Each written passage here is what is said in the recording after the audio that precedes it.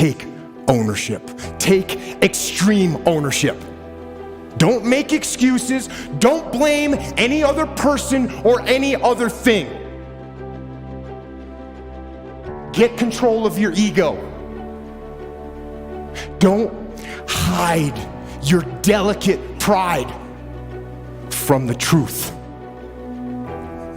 Take ownership of everything in your world, the good and the bad. Take ownership of your mistakes, take ownership of your shortfalls, take ownership of your problems, and then take ownership of the solutions that will get those problems solved. Take ownership of your mission. Take ownership of your job, of your team, of your future, and take ownership of your life. And lead. Lead. Lead yourself and your team and the people in your life. Lead them all to victory.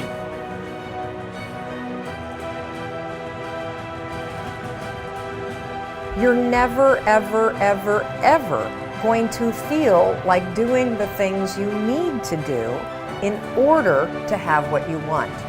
You're always going to need to push yourself. You're always going to need to parent yourself.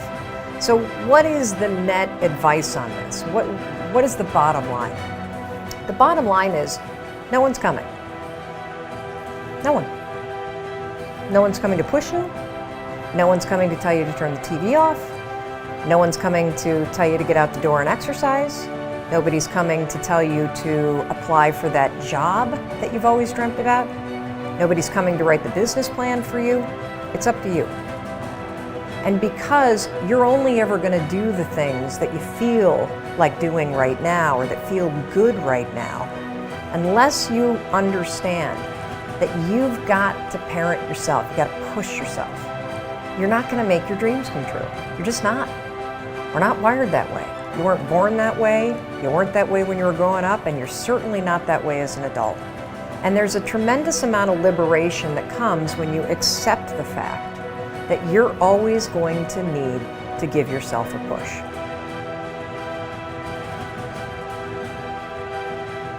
One of the things I have realized, and many of us have, that if you want something out of life, if you want to change yourself, if you want to acquire something, if there's some goal that you want to reach, that is really not easy as some people will make us feel.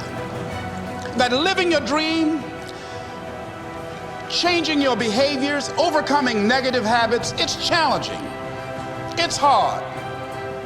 That living alone is just very difficult. And once we begin to come to grips with the fact that living is difficult, life is very challenging. So how do we begin to nurture that hunger? What are the characteristics or the qualities of people that are hungry? What will it take for me to get some of the things that I want?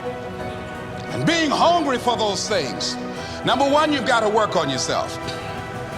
It's very important that you engage in an ongoing process to develop you. Spend more time on yourself than what you've been spending. It's very important. You owe that to yourself. Many of us never realize our greatness because we become sidetracked by secondary activity. We spread ourselves too thin, don't know how to say no.